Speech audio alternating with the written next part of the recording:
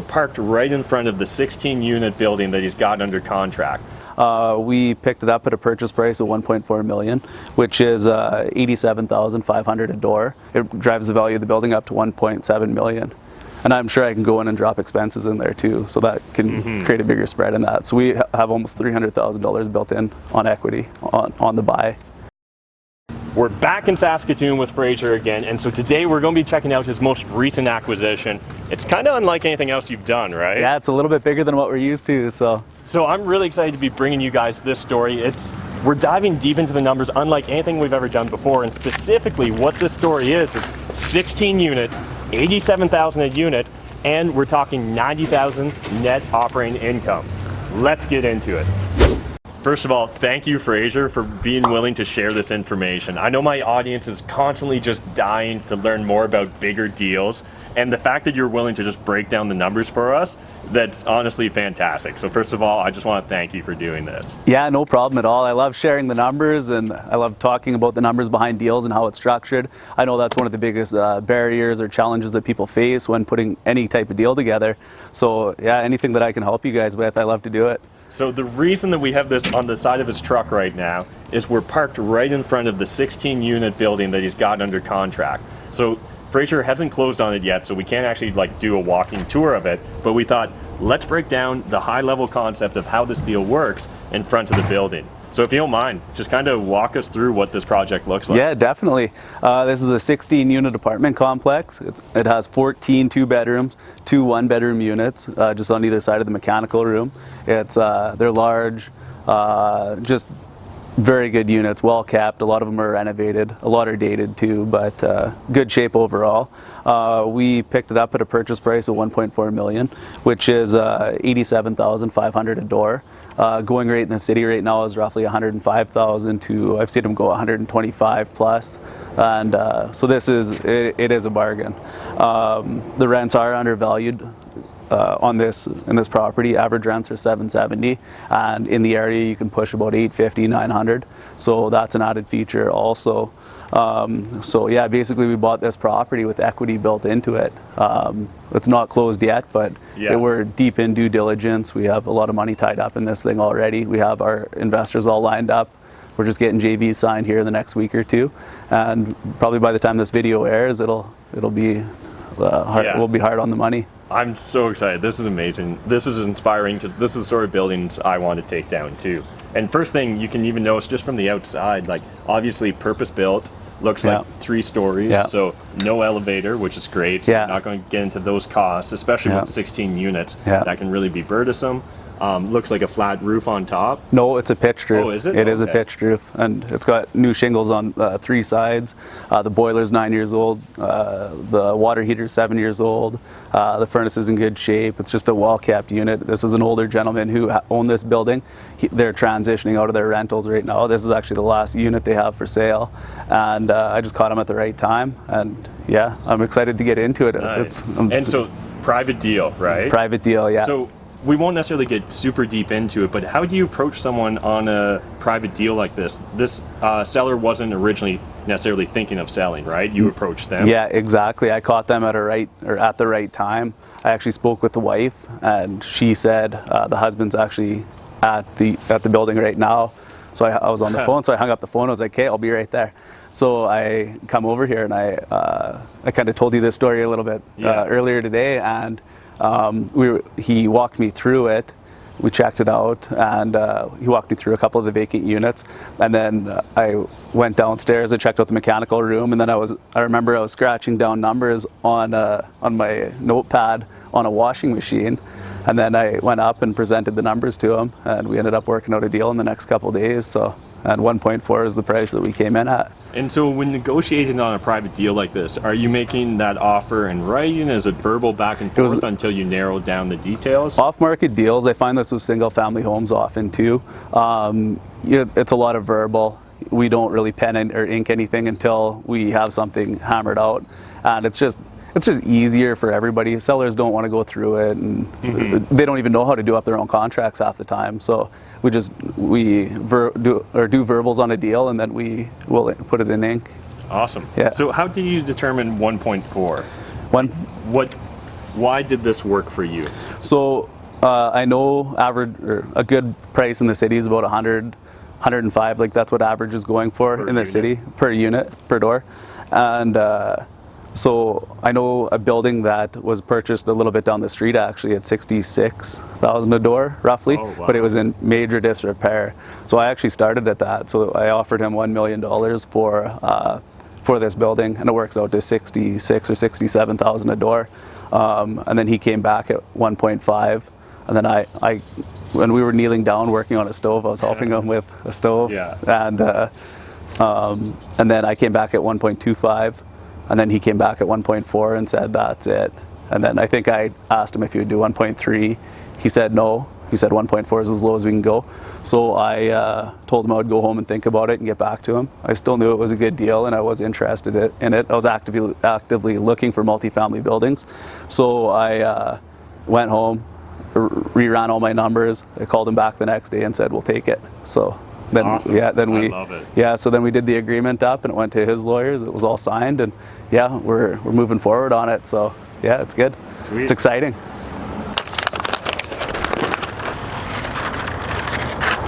All right, so let's now dive a little bit deeper into the numbers. So we got the 1.4 million purchase price that you negotiated.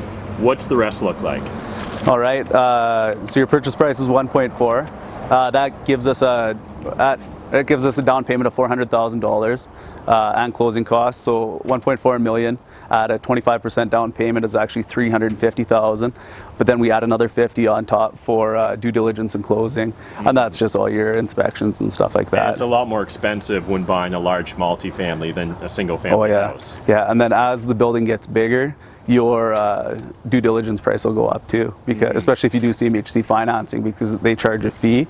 So there's a balance you have to weigh, and it's basically, do you want a really good rate and pay the fee, and it takes a long time, or do you want to close it quickly with conventional financing?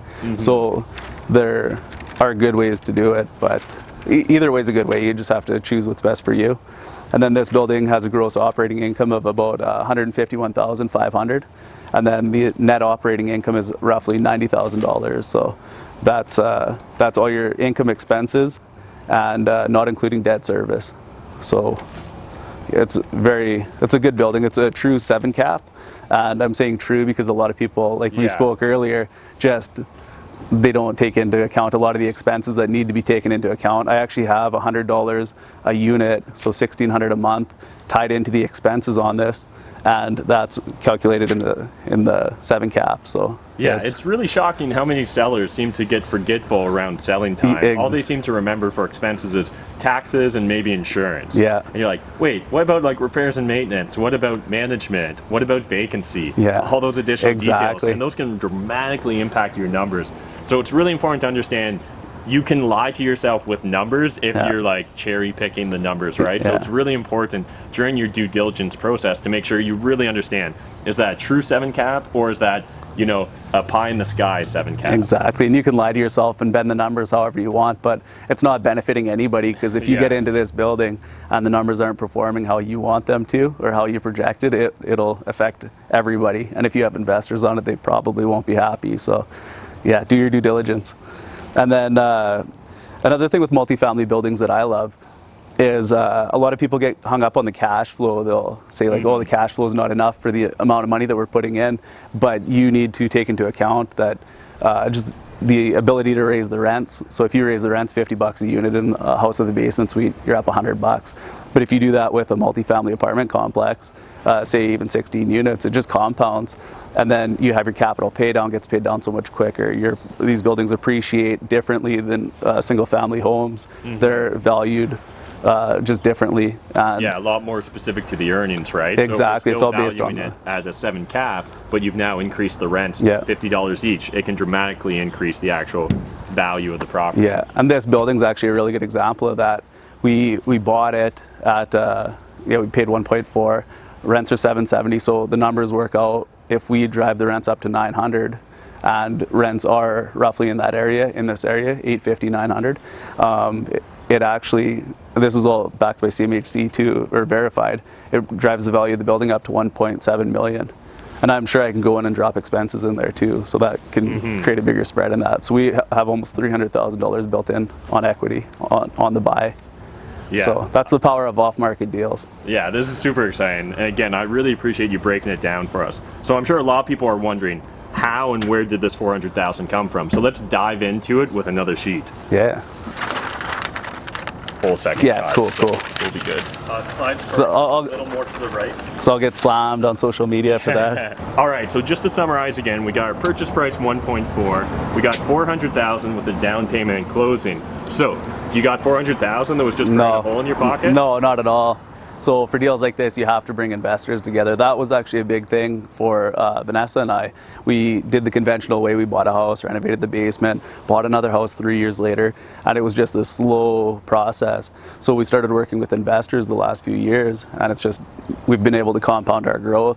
And instead of doing the stepping stone of buying property slowly and then getting into flipping and then getting into multifamily when you have those cash reserves, we just made it happen a lot quicker, basically. Yeah, using other people's money is the fastest way to scale up your business, right? Yeah. So let's kind of talk through what the structure actually looked like.